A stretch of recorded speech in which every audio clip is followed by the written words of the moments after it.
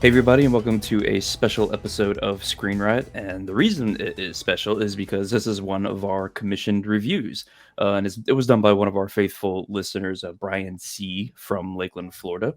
I think this is his third commission that he's done. To the second or third, yeah, third? something like that. So he commissioned a comedy from 1993 called CB4, starring Chris Rock, Alan Payne, and Deezer D.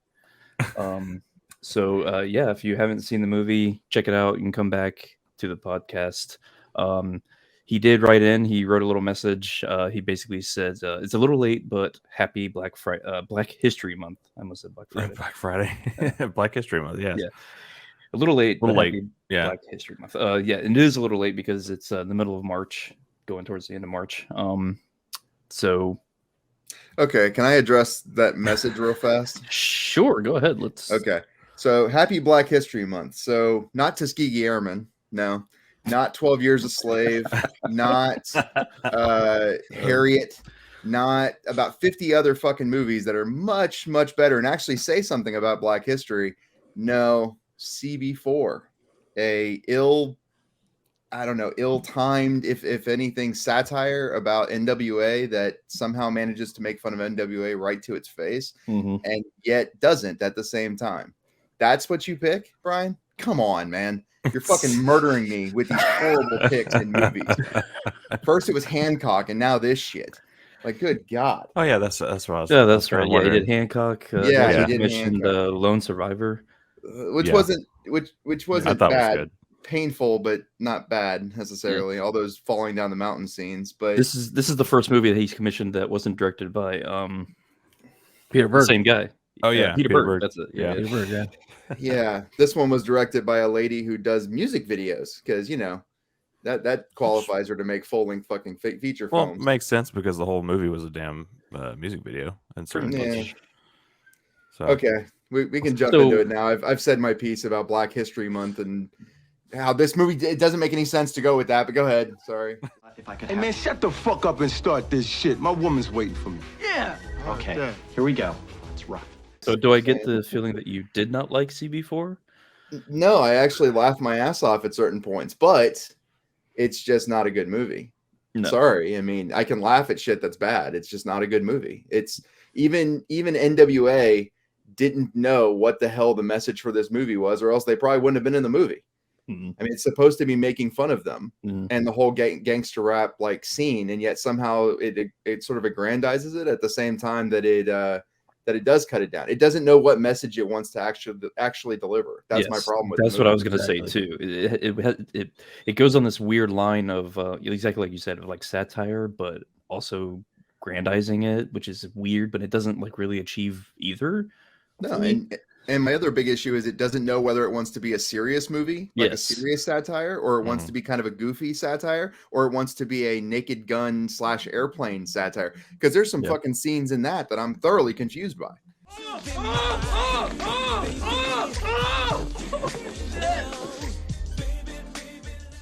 I did laugh at the dummy with the sex scene. Exactly like you just said, Eddie. It made me think of Airplane or Naked Gun or something. I'm pretty sure there's a scene in Naked Gun where Leslie Nielsen is throwing around a dummy. But yeah, it was just so out of place though. Like had the whole movie been like that, I could be like, oh, okay, so it's kind of just a goofy, spoofy satire or whatever. But I don't know. I mean, the ragdoll thing, it's. I think it actually turned into a pretty funny skit just because he didn't really know what to do, so he just turned into a ragdoll. And so they're like, oh, let's just put in a real one. But skit is exactly it. It's like a shitty SNL skit that nobody ever laughs at.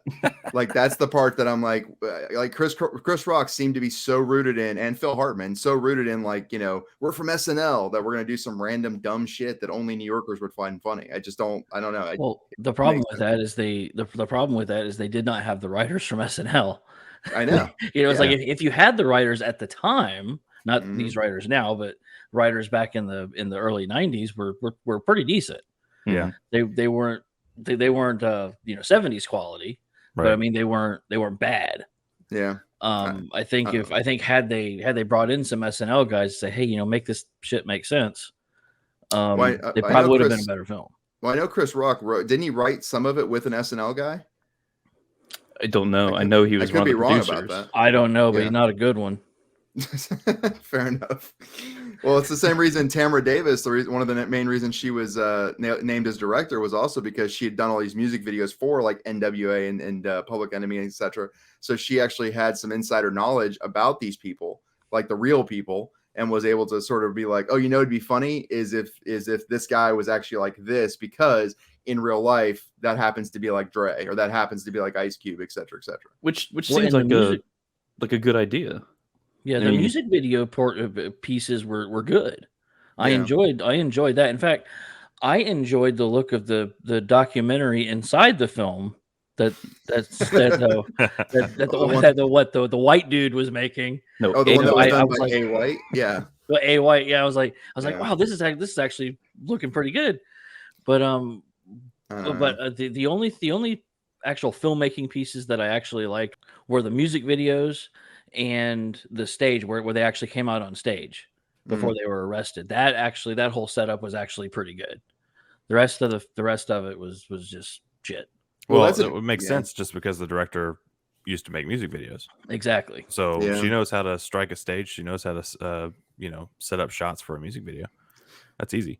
Well, we brought up Phil Hartman twice now because you're talking about the time that they were about to be arrested, which was because of Phil Hartman. What happened to that storyline, by the way? At some point, it just disappears. True. They missed a golden opportunity. I mean, first of all, we already discussed this and belabored it, but the movie just lacks any structure whatsoever. Yeah. Had they thought about, okay, let's try to make a good movie and actually say something, they could have taken the rap scene and the political Phil Hartman stuff and actually made a decent movie. But they chose not to do that. They just threw it in there because, I like Phil. Phil's good. I'm gonna like him. We're gonna put him in my movie, and that just kind of what it felt like. Well, yeah, everything in it feels very.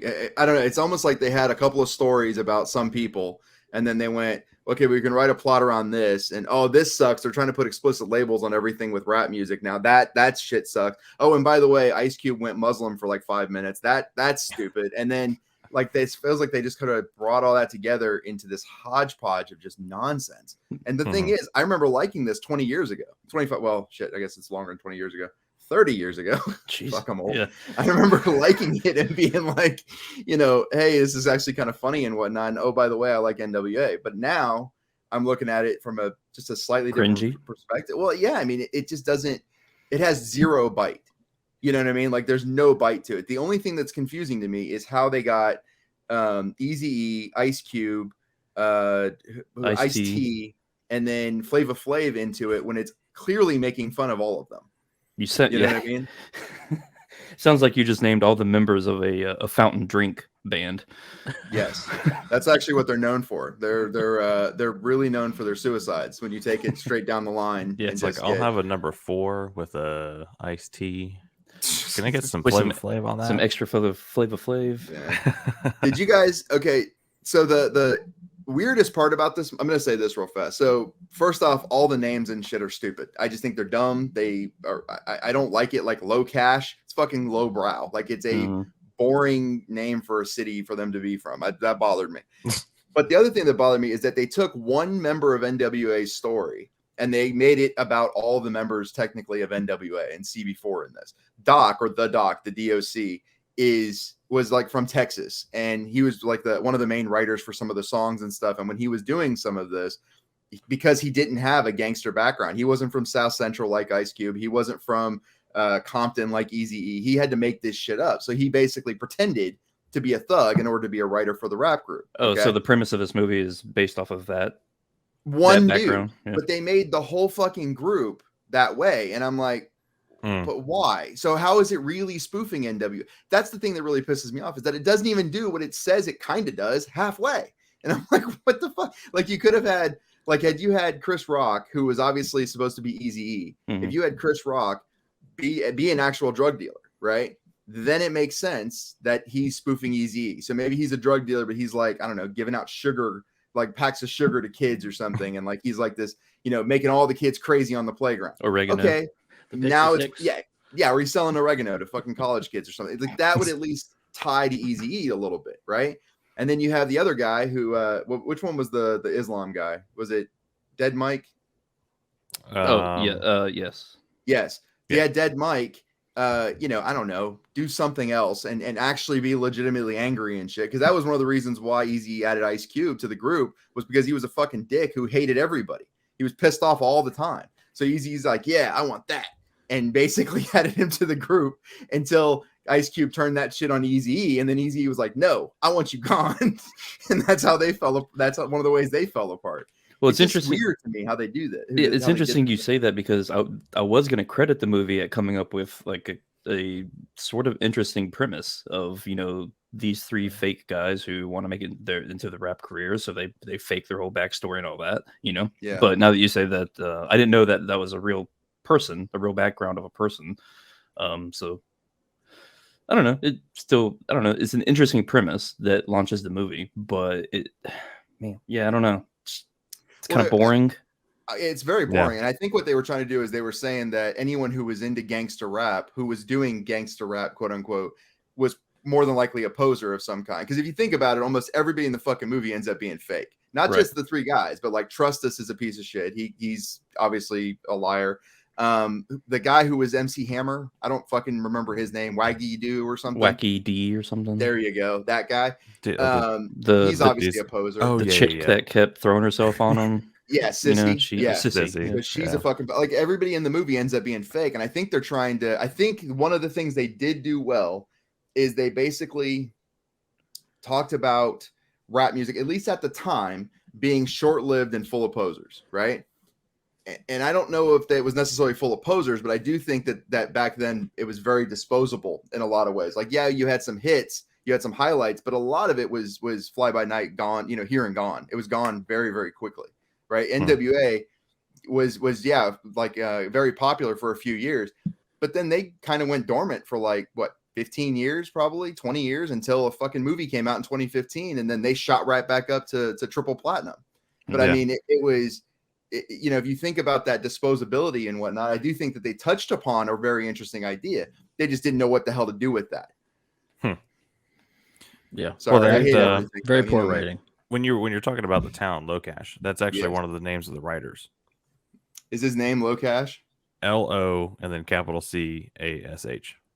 He was a screenwriter. Yeah. Yeah. Oh, okay. And he also, after this, wrote Naked Gun 33 1/3. Oh, surprise. Oh, really? Where a dummy actually, came from. 1991, he was an associate producer of Naked Gun 2.5. So there's your Naked Gun. There's your Naked Gun. There you go. Yep. Humor in the movie. Well, I will say this movie kind of immediately it made me actually look up some stuff. Like this movie came out in 1993. Mm-hmm. Tupac was shot dead in 96. Yep. And Biggie was 6 months after that. Mm-hmm. Oh, so it's kind of like everything that they were kind of alluding to in that world just kind of played out in real life just a few years later. Well, and I'll say this, how one way you can tell this movie didn't make an impact, though? I mean, I'm with you on they may have been a little bit prophetic in their writing, but this movie didn't make an impact because nobody got killed in the fucking crew. Nobody cared that this movie got made, even within the hip hop world. Because if they'd taken 2 seconds to watch the movie, they'd be like, what the fuck you saying about me? And they probably would have gotten very upset. Yo, man, they don't fit, you know what I'm saying? They kind of whack, Holmes. Word up, G. Yo, man, they perpetrators, man, the whole nine, man. They real fucking fake, kid. But instead, it just was made. It just was made. And people go, yep, oh, this movie, 25 years later, man, woo, they were really cutting edge. No, they weren't. Well, and that's the thing. I mean, if they had maybe they did. Maybe we're not giving them enough credit. Maybe with all the actual celebrities that were in there, all the actual rap people that were in there, they're like, okay, you know what, guys, this is what we're gonna do. We're gonna do satire. We're gonna make fun of ourselves. Let's just be nice and play along. Mm-hmm. And if they done that, then I understand that. But what I don't. When I think of Ice Cube, I don't think of I'll make fun of myself that much, especially not in the early 90s. Maybe now, today. Yeah, I was going to say now. Yeah. Now today, I mean, he's got that Law and Order money. That's Ice. That's Ice. Oh, that's Ice-T. That's Ice-T. Yeah. Ice-T, Ice Cube. You're getting Ice drinks Ice mixed up. Baby. I mean, what are we talking the ice about? cubes in the Ice-T. In the Ice-T, and then we put Flavor God. Flav in the Ice-T. No, Right. but Ice Okay. Cube has done like I don't know, those dad movies where he's like, you know, giving good advice and That's shit to right. kids. Like Yeah. now he could probably make fun of himself a little bit. But in the early 90s, I just think of him as being pissed off with Jerry Curl. Like I can't imagine him. Imagine him being like, let's make fun of ourselves. Right. I don't think Any that's amount the of dude. money will make you do make you do things. Yeah, but this movie didn't even have that big of a budget. No. Oh yeah, No, it who didn't. know? Yeah, I didn't look at the budget. I did like Charlie Murphy in this. Oh, I did too. Charlie Murphy. Charlie Murphy was pretty good in this one. Yeah, this bitch got all the bitches. I was reading some trivia about this thing, and I read something that I found kind of interesting. So, according to Charlie Murphy, right, according to himself, after his first audition for Gusto, the character, Chris Rock told him that he needed to act meaner. So when he came back and auditioned for a second time, he brought a loaded gun to the audition. Smart. Okay. And then I guess that's how he got the part. I'll show you mean. Here's a loaded gun. I don't know. Serious. You ought to be ashamed of yourself. Taking advantage of me? Gusto? Boy, I'm 3 generations deep in gangsterdom. 3 generations. In the early 90s, he looked too much like his brother. All I could see was pissed off Eddie Murphy the whole time. Yeah, it was kind of strange because my wife actually walked in when I was watching this movie, and she's like, "Wait, is that Eddie Murphy?" I'm like, Yeah. No, it's Charlie Murphy. This was right Oh, before God. Pluto Nash. He had a different take on things. Yeah, it's like he looked a little different, but I didn't know. Yeah. So you mean your wife didn't walk in during the hit song "Sweat of My Balls"? No, but Jesus. no, she didn't see that part. And under no circumstances are you to perform sweat of my balls tonight. I actually liked that. Like John was saying, the music video type scenes and the concerts were cool. I thought those were well shot. I think those were done well. And the set, I loved the set of the jail. So did I. Yeah, Yeah. On that stage, I'm like, cool. what a great concept. Mm-hmm. Because they're prisoners, you know, they're cell block 4, might as well be in prison. Yeah. That's awesome. I just think they took on too much. Like that one random scene after the bands broke up or after the group broke up and he randomly grabs a crack pipe. Yeah. Did that really happen? Was that in his head? I'm not sure what took place right there. And I like how the other two, they thought that they could be successful on their own, but all they could do is just say, you know, I'm black, y'all. I'm black, y'all. I'm black, y'all. I'm black, y'all, and I'm black, y'all, and I'm blacker than black, and I'm black, y'all, and I'm black, y'all, and I'm black, y'all, and I'm blacker than black, and I'm black, y'all. And then I'm black, and I'm black, and then I'm black, something I forgot what the DJ was doing. He was just doing something. I'm just DJing with girls. That's all I'm doing.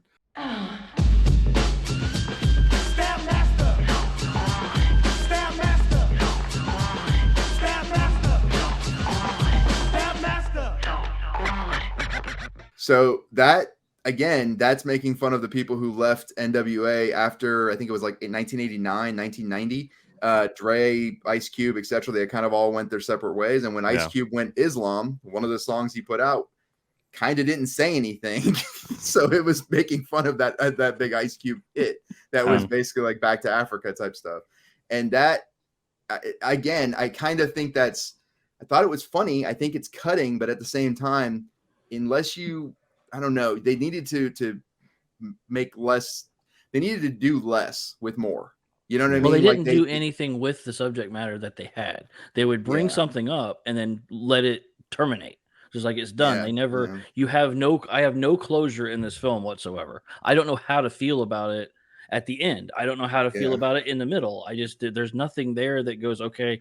Like he never gets with the Chris Rock never gets with his girl. Does he go out? Is he alone the rest of his life? What happens? You have no idea. Man. You don't know where anybody is. Just, okay, this happened and now it's not happening. Mm-hmm. Go home. And I'm very disappointed in that I've watched it and I still have no idea what it was trying to really do. It's like, did Virgil Robinson win the election? Billings, I've got all this paper in front of me, charts, graphs, the works. What's the bottom line? Am I gonna win? Yeah, I would really like to know. Phil Hartman. What happened to his kid? Ghost. Yeah, he becomes a ghost in this movie. I mean, he's like there, arrest and then them, and then there. he's gone. Yeah. Again, it was really strange with that subplot in particular. I'm like, I know that was a big deal. Like the whole explicit lyrics sticker was a big deal, but either make the whole movie about that or leave it the fuck out. Like there was too much happening where I was like, where the fuck are they going with this? Like, what's next? What are we going to see next? You know what I mean? Like, oh, and by the way, Tupac. And you're like, wait, why? where he's in New York. What does this have to do with anything? Like, Jesus. And then Eminem comes around. We're like, wait. Yeah, well, wrong time. 8 years too early, but sure. You know? Exactly. That's what I mean. It's like, oh, here's this guy that's I don't know. It just a lot of the jokes really fell flat for me too. Yeah. Like and I was trying to put myself in 1993 shoes, like trying to get it in that kind of mindset of comedy. It's not Michael Jackson, and this is not Dell. It's one death rapper. I know I can hang. I'm run for Run DMC. Like who from Cool in the Game? Roll to the rock, rock to the roll. DMC step for delegated like control. You can't touch me, I'm a 10-foot pole. And I even made a double soul in soul. Man, fix that tape, man. I'm sorry. Okay, yeah, I guess that's funny. I remember those days. I was like, oh, it's Wayne's World. No, wait, no, the Wayne's World was way better than this. Justin, let me say something too, though. You're not going to be able to do that. Like, Kyle, you said something about that in the last movie that we watched, where you like try to put yourself in the time when the movie came out a little bit. The thing is that you can't. You're always going to do it through your lens of 2022, thinking of how somebody might have thought in 1968 or in 1993, etc. And I mean, there's no real way to do that. The best way to do it would be to watch it in 1993, which if you did, then you're, with me and Justin and John anyway, we were just fucked up kids. You, on the other hand, were you even born in 93? What year were you born again? I was like 3 or 4. 3? Like yeah, it's probably not the movie for you. You know what I mean? It's 3 or 4, but I was Phil Hartman's kid. I was just over there like, let's go. No, we were Phil Hartman's kids. I mean, shit, I was at least like 12 by that point, but you were a child. Anyway, Elmo says, watch CB4. Elmo loves CB4. Anyway, so sweat on my balls. Oh God. NWA. Jesus. Anyway, I don't know. I think had they kind of taken one tact and sort of attacked that tact, it would have helped with the jokes. It would have helped be more clear about what the movie was, etc. I mean, because even Flava Flav, they punked him sort of in the retirement home dream or whatever. I was like, oh, it's obviously supposed to be Flava Flav. Who does dick? He just sits there, and then they go over to 2 random guys who are just talking about like, oh, I remember CB4, and it's just, I don't know. That scene they were has-beens. They were fake.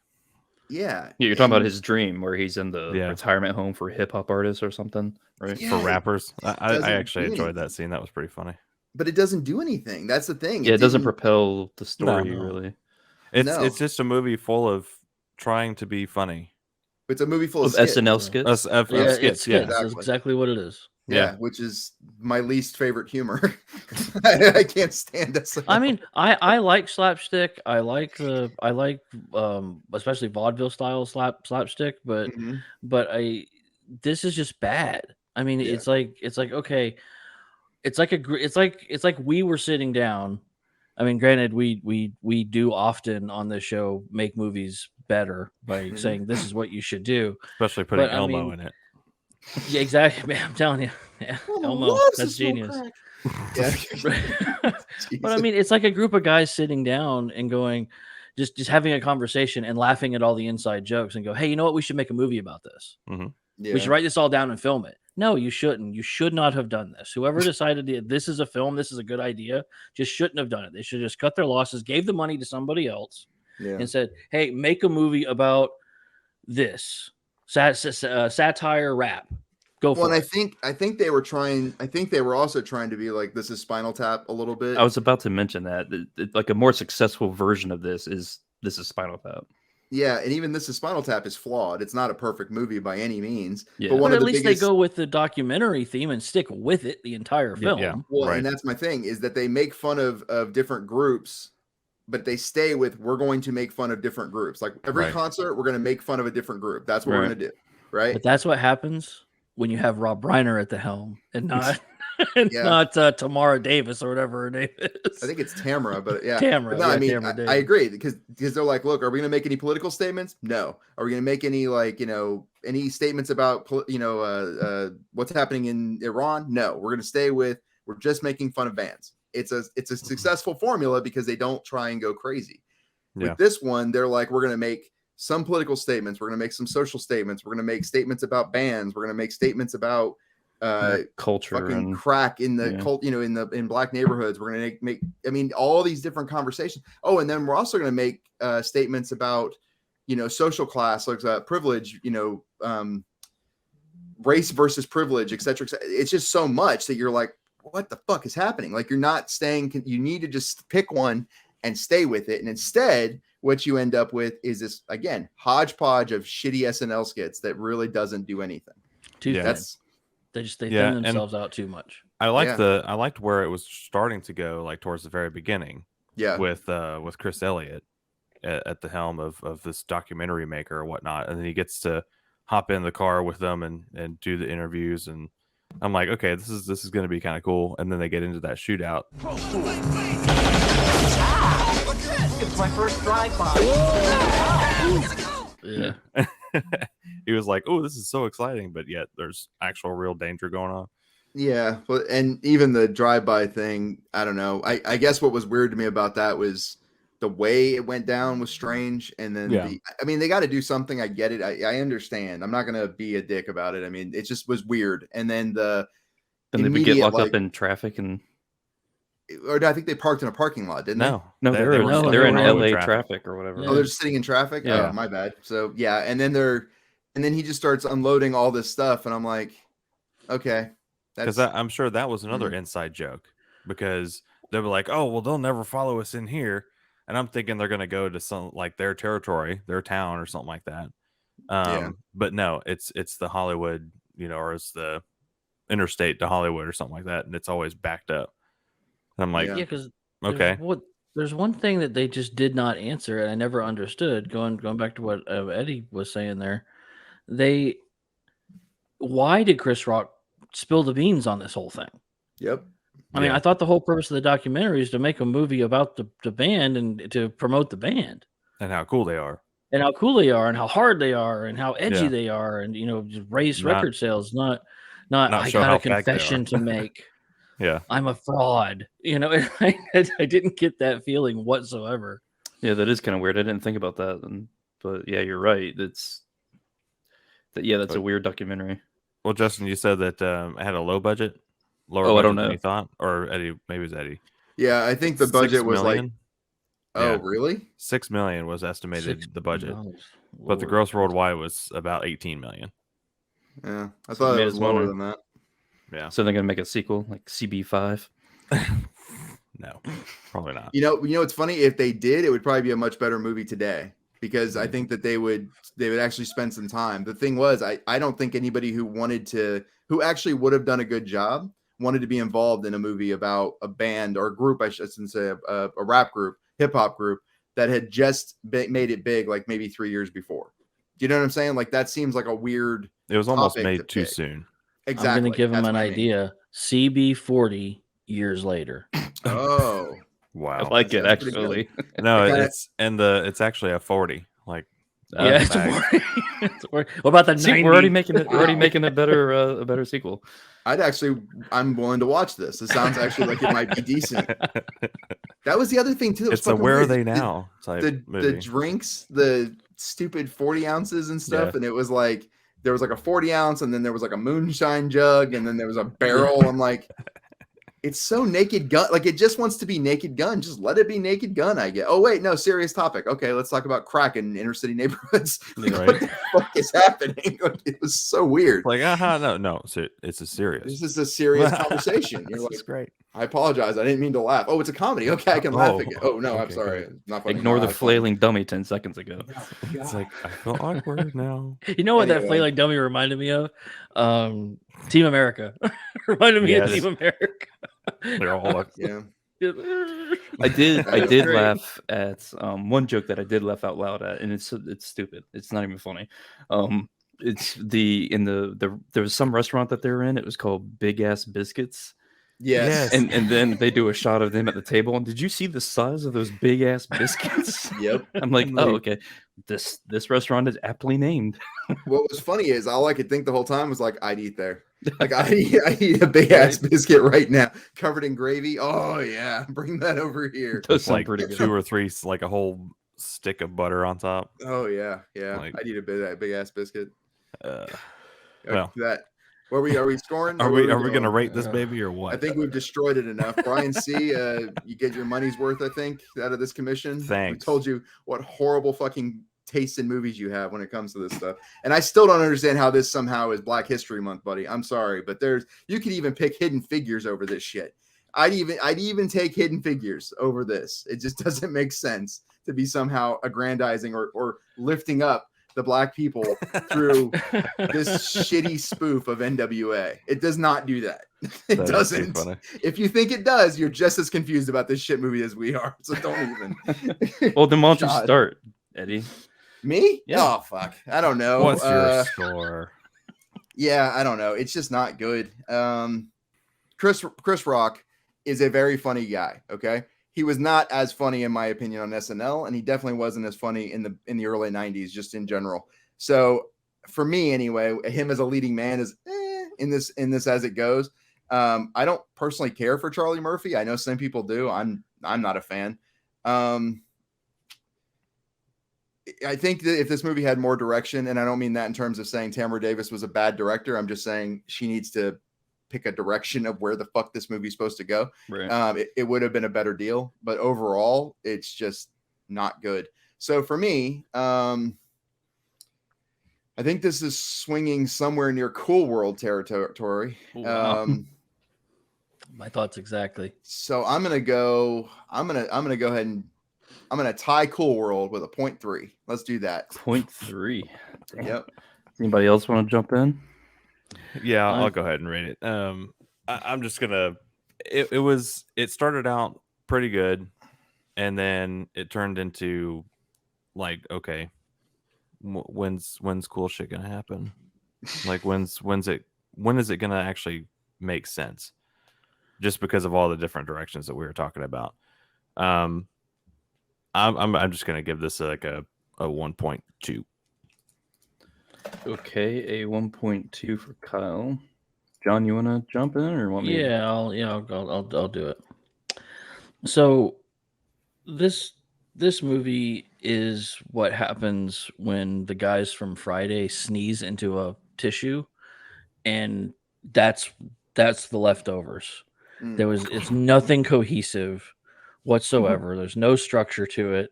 Just some chunks of crap. And nothing, like I've said, nothing wraps up. Left me completely confused. It did have some funny moments. I like seeing Phil Hartman. I like seeing Chris Rock. I like seeing all the people, all the actors that I want to see. Mm-hmm. But ultimately, it misses its mark. It tries to do way too much, and it was very disappointing to me to have all that talent in a film and not have a good film at all. True. Because there was a lot of talent. I mean, there was. Yeah, I mean, there is. I mean, you have Phil Hartman, for crying out loud. And Chris Elliott was hilarious. Is hilarious. Yeah, he can be. Yeah, he can be. He can be. Sometimes he goes off the deep end too. He goes a little weird. But yeah, normally if he's reined in, he's pretty good. Take my strong hand. It's amazing to me that the four of us, this comes up, that scene comes up quite often between the four of us. But yeah, I agree with Eddie. This is Cool World territory, and in fact, I'm not tying my Cool World score. I'm gonna go. Can I go less than that? I don't remember what you gave. Can I go? What did I give Cool World? You can go all the way down to 0. Can I go down to 0? You can. You can. Oh. We rate 0 to 10. The thing is, honestly, though, Cool World at least had one train of thought. And you rated Cool World a 0.1, yeah. Okay, so I can't go less than Cool World unless you know what? Fuck it. I'm gonna go 0. I don't like nothing in this film. I will never watch it again. Huge graphics. I can't. 0. I thought it was going to be. I'm not the worst one on the show. I want to point that out. I haven't given anything a 0. Holy crap! They at least spoke in full sentences. Did they though? I mean, that's impressive. I mean, I really don't like it, and I try to give movies the benefit of the doubt, but but this one was just horrible. I can't do it. I'm just surprised we haven't given a film noir a 0 yet. It's got to be this movie, huh? Okay. Every single film noir that I've ever watched is 50 times better than this film. Oof! Wow. Nice. Damn. There's your 0, folks. Wow. Yeah, the first 0 ever given. Holy on the crap! show. I never thought it would happen. Yeah. Neither did I. I didn't think it would come from John. All right. Yeah, exactly. I'm looking at you, Eddie. Oh, yeah, I know. He's like, now I'm going to make it a mission to rate 0 now that we've got the zeros out of the bag. Yeah. 0s for everything. 0 for you. 0 for you. You know what? I like this plan. I like this plan. Yeah, so I'm in agreement with you guys. This didn't feel like a cohesive movie. I enjoyed some of the satire stuff. I'm not a rap historian like Eddie, so I'm glad you went through some of the stuff because I didn't realize some of the satire that existed in the movie was satire, if that makes sense. Yeah, I didn't either. Okay. So and I did laugh out loud a couple times, like the big ass biscuit. I just want one. I'm not even finding it funny. I just want a big ass biscuit. I just want to eat it. I just want to put it in my mouth. But you know what's funny too is that was a joke that wasn't in the forefront of the movie, and that probably got the biggest laugh out of me. Mm-hmm. You know what I'm saying? I'm not going to be quite as harsh as you guys. I'm going to give it a 2, like just a straight 2. What movie did you watch? So it's probably Johnny Dangerously territory for you then, wasn't? Didn't you give Johnny Dangerously a 2? I don't remember. Johnny Dangerously for him. Oh my gosh. What was it? He rated it a 4.5. Okay, never mind. Justin just has bad taste, guys. That's what that tells you. His 2 range is The Warrior's Way. Oh well, yeah. This movie is definitely worse than The Warrior's Way, but not by much. I didn't like The Warrior's Way either. I mean, I want to be clear. That was my movie, and I'm still not standing by it. I'm letting it sink on its own. He did rate this one higher than Devil's Reign, so there's that. I find it hard to, even if it's a movie, it's hard for me to rate a movie 0 just because I feel like there's at least it was effort, made. you know. Yeah, it was. There was effort, but they, I mean, not defending my score. I stand by my score, but my reasoning is because these people should have known better. You have Chris Rock, you have Phil Hartman, you have people who know how to make movies. You have people kind of a waste who of time. Know funny. They know. I mean, I can't imagine Phil Hartman going, "Well, this is genius." I just don't see it. It's like almost like he was in the movie as a favor to Chris Rock. Probably. You know? It's like, okay, can I do this? But you know, I'm sorry, gentlemen, but if you ask me to be in a movie that's crap, I'm going to tell you no, it's crap. You need to fix it. But it is also worth noting. But it is also worth noting that this movie made half as much as Night of the Living Dead at the box office. Like it made a decent payback. It made 3 times what they put into it back. Don't get me wrong. I'm not even going after you for your score. Welcome, John. Welcome to being a dick about movies. Yeah, I'm all for it. Night of the Living Dead actually made a hell of a lot more. How much did it make? It was like 230 million. I thought you told me it made 30 million. No, it was in the 200s. Okay, that's got to be collective from all time because you're talking about 1968. You could go watch a movie for a nickel. I doubt it was 500 billion nickels collected to watch that fucking movie. Anyway, I don't know how these worldwide gross numbers get calculated. I don't know if it's but mixed in with drive-in movies or you know, I don't know. So Brian C's commission of the 1993 comedy CB4 gets an average score of 0.9. All right. I will say I do appreciate Brian C for his movie selections. I really do. This one just missed the mark for me. I would have never watched this. I would have never watched it, and I will never watch it again. So thanks. Well, yeah. Back in my rap days when I used to listen to a lot of hardcore quote unquote rap, I definitely watched this when I was like 13 years old. So it's not a great reminder though. I'm just like, fuck. How many times have you seen it though? I used to watch. I mean, it's like asking me how many times I watched Friday. I watched Friday way more than I watched this, but I definitely watched this. Yeah. I think I watched this probably like, I don't know, 6, 8, 10 times, something like that. I mean, I'm guessing. I was a teenager. Oh, you poor soul. Yeah. Well, I was a kid. I thought the shit was hilarious. I wasn't looking for meaning. I was looking for, is it funny? Right. It's fucking Chris Elliott. What am I looking for exactly? He's the guy who did Cabin Boy. Yeah. These pipes are clean. That shit was funny when I was a kid too. Now I think it's ridiculous and stupid. What are you gonna do? It's Chris Elliott. Well, I think that's all we can pretty much say about CB4. Yep. I will be awaiting CB40 because I think that's going to be a fantastic movie. I say we make it. We get with Brian C and we make it. I think we call Chris Rock and we offer him the idea. He'll probably go, "Thank you," and then run away. That's it. They just make the movie. It's like, no, we need to. They told me to make a sequel. It was crap. Yeah, that was a pretty good Chris Rock impersonation. I like the delivery was good. Yeah. But anyway, thank you again, Brian C, for your commission. If you would like to have us basically shit on a movie that you